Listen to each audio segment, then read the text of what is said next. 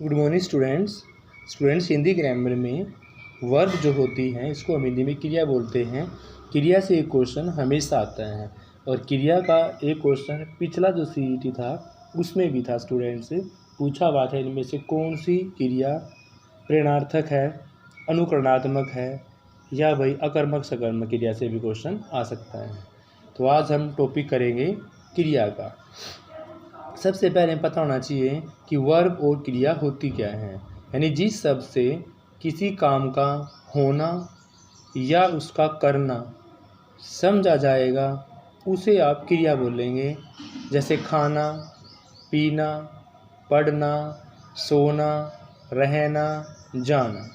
यानी भी जिस शब्द से किसी कार्य का होना या करना समझा जाएगा उसी को क्रिया बोलेंगे। और क्रिया में शब्द याद रखने हैं आपने, खाना, पीना, पढ़ना, सोना, रहना, जाना। क्रिया के बाद आपको पता होना चाहिए धातु क्या होती है। क्रिया का जो मूल रूप होता है ना, क्रिया का जो मूल रूप जिससे वो बनती है वही आपका धातु कहलाता है। यानी क्रिया के मूल रूप को ही धातु बोलेंगे। मूल रूप की जगह अगर मूलांश भी हो, मूल का अंश, यानी कि क्रिया का मूल रूप या मूल रूप का अंश क्या बोलेंगे, धातु बोलेंगे। धातु से ही क्रिया के पद का निर्माण होता है, यानी धातु से ही क्रिया बनती है। इसलिए क्रिया सभी रूपों में धातु उपस्थित रहती ही रहती है। क्योंकि देखो धातु से ही जब क्रिया बनेगी तो धातु का जो मूल रूप होगा, जो मूलांश होगा, वो क्रिया के अंदर रहेगा ही रहेगा। एग्जाम्पल हैं, चलना क्रिया में चल धातु है, पढ़ना क्रिया में पढ़ धातु है। दोनों याद रखने हैं आपने कि चलना जो क्रिया है उसमें चल धातु है, चलना क्रिया है। पढ़ना में पढ़ना क्रिया है, पढ़ धातु है। प्राय आप देखे जाते हैं कि जो धातु होती है ना, धातु से क्रिया बनाते समय आप ना प्रत्यय जोड़ देते हैं। कौन सा प्रत्यय भाई? ना प्रत्यय जोड़कर क्रिया का निर्माण कर लेते हैं। देखो धातु के दो मूल रूप हैं, एक आपका मूल धातु है और दूसरा है यौगिक धातु। धातु के रूप कितने हैं भाई? दो हैं, एक मूल है दूसरा यौगिक है। एक मूल है दूसरा यौगिक है। अब मूल रूप के बारे में जान लेते हैं भाई। मूल रूप हमेशा स्वतंत्र रहेगा, किसी अन्य शब्द पर निर्भर रहेगा ही नहीं। हमेशा अकेला रहेगा, स्वतंत्र रहेगा, किसी पे निर्भर नहीं करेगा। जैसे मूल धातु में जो पूरी आपका जो पूरा वर्ड होता है उसमें से जो पहला, जैसे जाना में जा हो गया, खाना में खा हो गया, पीना में पी हो गया, और ना जोड़ने से क्या बन गई, वो क्रिया बन गई। तो धातु आपकी जा, खा, पी, रह।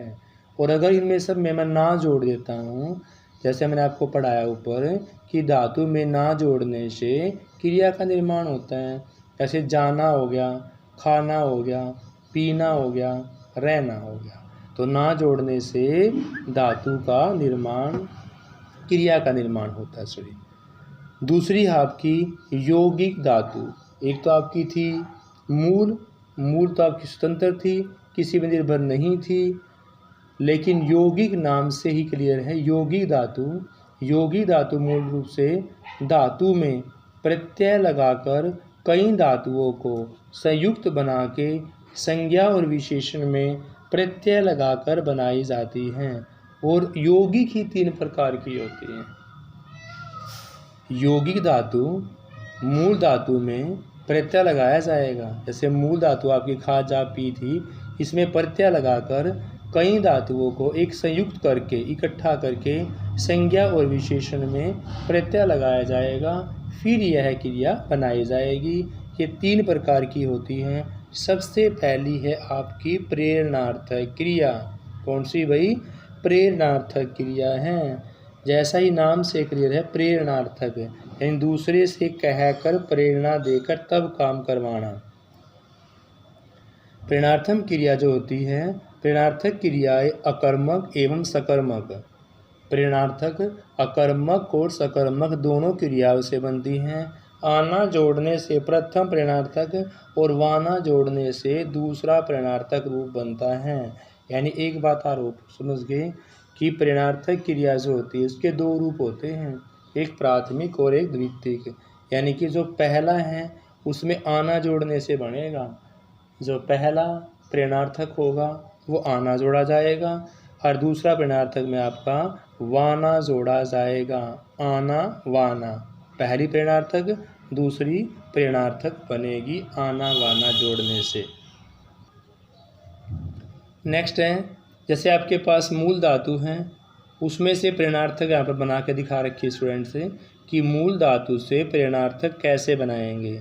जैसे मूल यहाँ पर उठ है, ना उसमें धातु है, तो अभी आना और वाना जुड़वात है मैंने, तो ये प्रथम प्रेरणार्थक होगी, ये द्वितीयक होगी।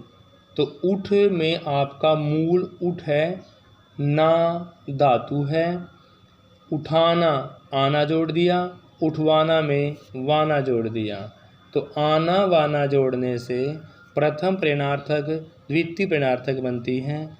ऐसे ही देना में दिलाना दिलवाना, करना में कराना करवाना।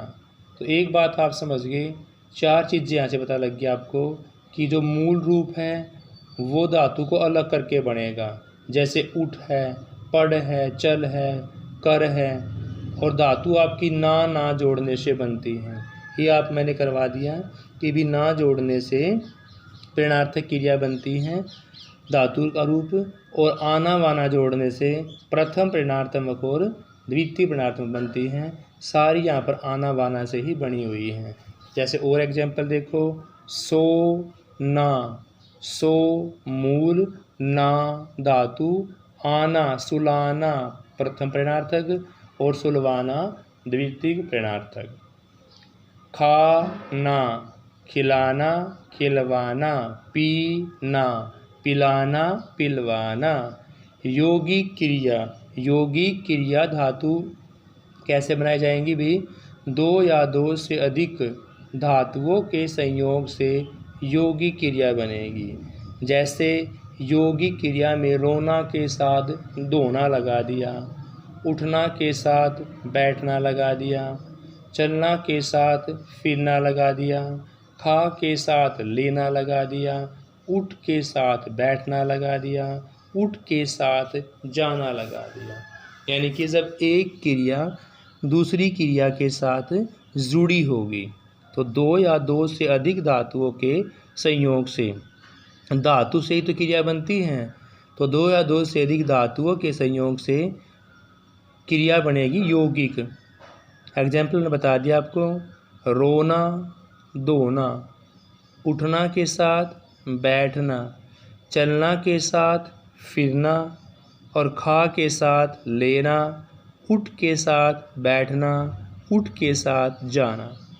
नाम धातु, संज्ञा या विशेषण से बनने वाली धातु को, यानी संज्ञा या विशेषण से बनने वाली धातु को नाम धातु कहते हैं। जैसे गाली से गरियाना, गाली से गरियाना, लात से लतियाना और बात से बतियाना। यानी कि आना जोड़ने से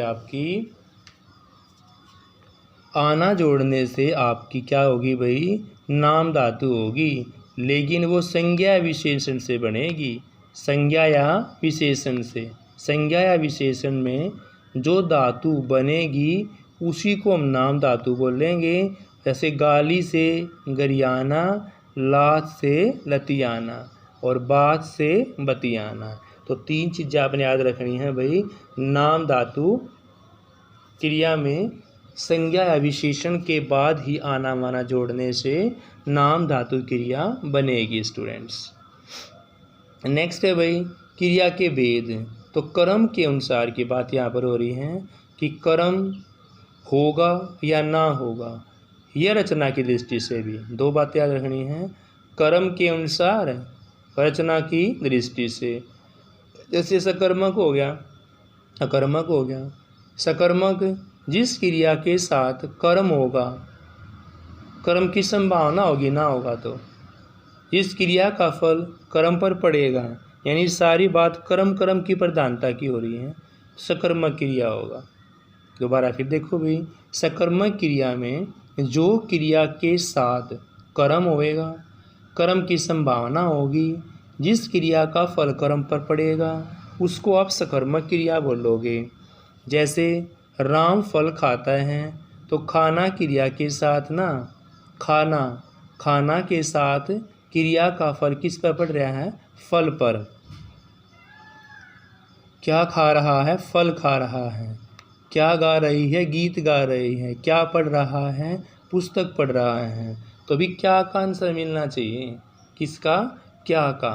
दोबारा फिर देखो भी, सकर्मक क्रिया जिस क्रिया के साथ कर्म हो या कर्म की संभावना हो या जिस क्रिया का फल कर्म पर ही पड़ेगा उसने सकर्मक क्रिया बोलेंगे। जैसा राम फल खाएगा, सीता गीत गाती है, मोहन पढ़ता है। तो राम फल खाता है ना, खाना तो क्रिया होगी और खाना का जो कर्म है वो क्या है, फल है। अब सीता यहाँ पर गाती है तो गाना क्रिया हो गया और गाने का जो कर्म है वो क्या है भाई, गीत है। गीत यहाँ पर कर्म है। ऐसे ही मोहन पुस्तक पढ़ता है तो पढ़ना क्रिया के साथ यहाँ पुस्तक कर्म की संभावना बनती है। अब यहाँ पर अकर्मक क्रिया भाई, अकर्मक क्रिया के साथ नहीं होना भाई, यानी कर्म नहीं होता, उसका फल ना कर्म पर ना पढ़ के कर्ता पर ही पड़ता है। अकर्मक क्रिया के साथ कर्म नहीं होता, उसका फल कर्ता पर ही पड़ता है। राधा रोती है, कर्म का भाव है, रोती है, क्रिया का फल राधा पर ही पड़ रहा है, कर्म पर नहीं पड़ रहा। कौन रोती है, क्या रोती है, स्वयं राधा पर ही पड़ रहा है, राधा रोती है, किसी कर्म पर तो नहीं पड़ रहा, यानी कर्ता पर ही पड़ रहा है। कर्म का भाव है, रोती है, क्या रोती है, तो क्रिया का फल राधा पर ही पड़ रहा है। जब क्रिया का फल कर्ता पर ही पड़ता है उसको कर्मक बोलते हैं, कर्म पर ना पड़े। मोहन हंसता है, इसे भी कर्म का भाव है भाई, हंसता है, क्रिया का फल मोहन हो गया। और मोहन कौन हो गया भाई, मोहन तो एक यहाँ पर काम करने वाला है, यानी कि करता है, इसलिए स्टूडेंट्स यहाँ पर अकर्मक क्रिया ही होगा। इसमें कर्म का भाव होगा, अकर्मक कर्म होगा तो सकर्मक। पहचान, अकर्मक और सकर्मक क्रियाओं की पहचान क्या और किसको प्रश्न करने से होती है। क्या और किसको के नाम से आप प्रश्न करोगे, दोनों का उत्तर मिल जाएगा तो समझना है सकर्मक है, ना मिलेगा तो अकर्मक है। यानी कि क्या और किसको, क्या और किसको वर्ड याद रखना है, क्या और किसको। अगर क्या और किसको, क्या और किसको का आंसर मिल गया सकर्मक हो गया, आंसर नहीं मिला अकर्मक हो गया भाई। राम फल खाता है, प्रश्न करने पर कि राम क्या खाता है, उत्तर मिलेगा फल, तो खाना क्रिया सकर्मक होगी भी। क्या और किसको बात चल रही थी ना, क्या खाता है, फल खाता है, तो यहाँ पर क्या खाने का आपको उत्तर मिल गया, तो इसलिए यहाँ पर राम क्या बनेगा, राम फल खाता में सकर्मक क्रिया बनेगी। बालक रोता है, प्रश्न करने पर कि बालक क्या रोता है, बालक क्या रोता है, कोई उत्तर नहीं मिलता। बालक किसको रोता है, कोई उत्तर नहीं मिलता, तो रोना क्रिया क्या होगी, कर्मक होगी। क्या और किसको उत्तर मिलना चाहिए, संज्ञा के साथ क्या और किसको का आंसर मिलना चाहिए। क्या और किसको का आंसर होगा तो सकर्मक, ना होगा तो कर्मक हो गया। अब क्रिया के साथ ना भी कुछ सहायक क्रिया भी होती हैं, जिसको आप इंग्लिश में हेल्पिंग वर्ब बोलते हो। सहायक क्रिया को आप इंग्लिश में क्या बोलते हो, हेल्पिंग वर्ब बोलते हो। और मॉडल्स जो आपके होते हैं वो हेल्पिंग वर्ब का ही काम करते हैं। सहायक क्रिया मुख्य क्रिया के साथ प्रयुक्त होकर उसके अर्थ को स्पष्ट कर देती हैं, अर्थ को पूर्ण करने का काम करती हैं। सहायक क्रिया जो होंगी, सहायक मैंने सहायता करना, यानी कि क्रिया की सहायता करने वाले शब्दों को हम सहायक क्रिया बोलेंगे, हेल्पिंग वर्ब बोलेंगे, मॉडल्स बोलेंगे। सहायक क्रिया मुख्य क्रिया के साथ प्रयुक्त होकर उसका अर्थ स्पष्ट करेगी, अर्थ न पूर्ण करेगी। मैं घर जाता हूँ, यहाँ जाना मुख्य क्रिया है, हु उसकी सहायक क्रिया है। हंस रहे थे, हंसना तो मेन क्रिया होगी, रहे थे उसकी सहायक क्रिया होगी। तो इस प्रकार से जो मुख्य क्रिया का अर्थ पूर्ण करती हैं, उसके अर्थ को दर्शाती हैं, वो आपकी सहायक क्रिया हैं। जैसे मैं घर जाता हूँ में हूँ आपकी सहायक क्रिया है, और वे हंस रहे हैं, रहे थे में आपकी सहायक क्रिया है। फिर अब पूर्वकालीन क्रिया, नाम से ही क्लियर है। पूर्व, एक क्रिया समाप्त करके दूसरी क्रिया शुरू करेंगे तो पहले वाली क्रिया आपकी पूर्वकालिक क्रिया कहलाओगी। जब कर्ता एक क्रिया को समाप्त करके दूसरी क्रिया करना शुरू करेगा ना, तो पहली क्रिया क्या बन जाएगी? पूर्वकाल, क्योंकि पहली तो घटना आपकी बीत चुकी है, दूसरा आपने शुरू किया हुआ है। तो भूतकाल में जो क्रिया होगी ना, एक क्रिया करने के दूसरी बार क्रिया करोगे आप, तो भूतकाल वाली क्रिया जो कहलाओगी वो पहले वाली क्रिया क्या कहलाओगी?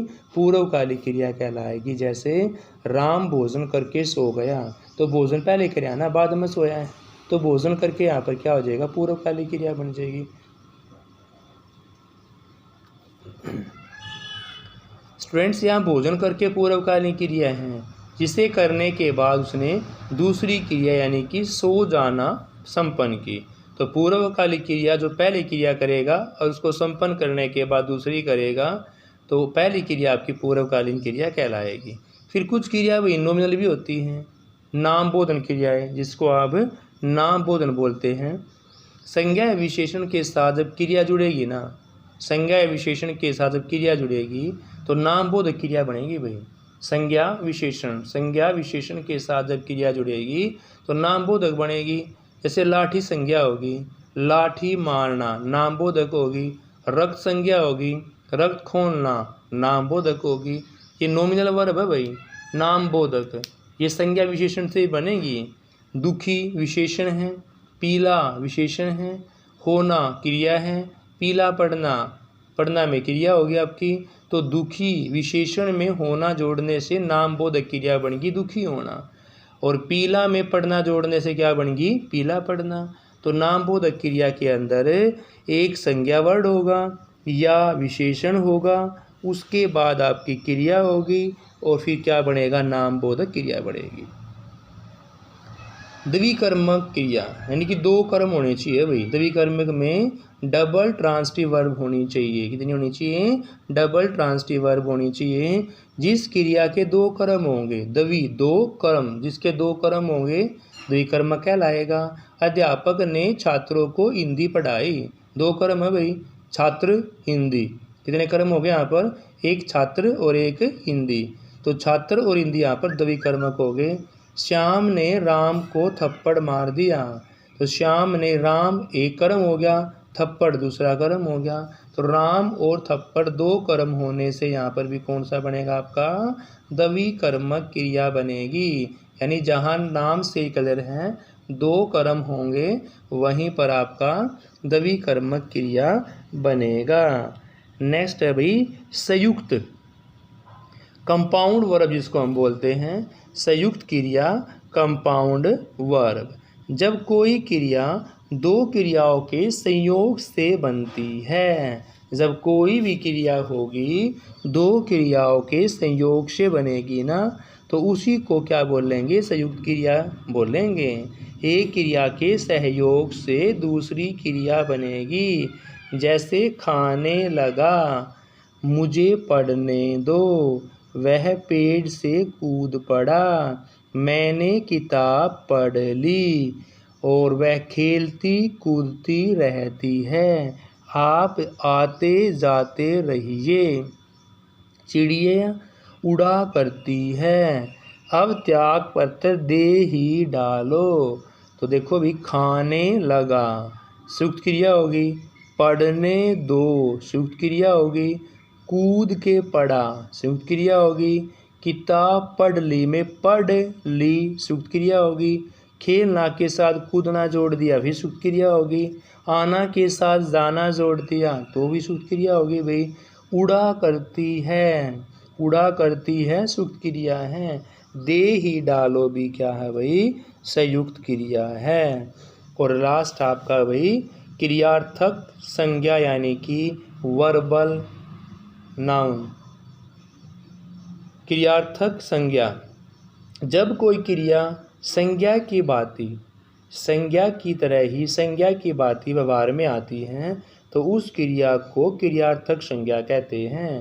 क्रियार्थक संज्ञा में जब कोई क्रिया संज्ञा की भांति व्यवहार में आएगी तो उसे क्रियार्थक संज्ञा कहते हैं। टहलना स्वास्थ्य के लिए लाभदायक है। क्रियार्थक क्रिया भी टहलना, क्रियार्थक क्रिया का अर्थ को प्रकट कर रहा है टहलना, क्योंकि टहलना स्वास्थ्य के लिए हानिकारक है। तो यहाँ पर टहलना क्या है, क्रियार्थक संज्ञाएं हैं। देश के लिए मरना कीर्तिदायक है, तो मरना भी क्या है यहाँ पर क्रियार्थक क्रिया के अर्थ को प्रकट कर रहा है। टहलना मरना, टहलना मरना, टहलना मरना क्या यहाँ पर क्रियार्थक संज्ञा है। तो स्टूडेंट्स आपका क्रिया से ना हमेशा एक क्वेश्चन पक्का पूछते हैं। क्रिया का टॉपिक स्टूडेंट्स अच्छी तरह से करके जाए। Thank you students, have a nice day.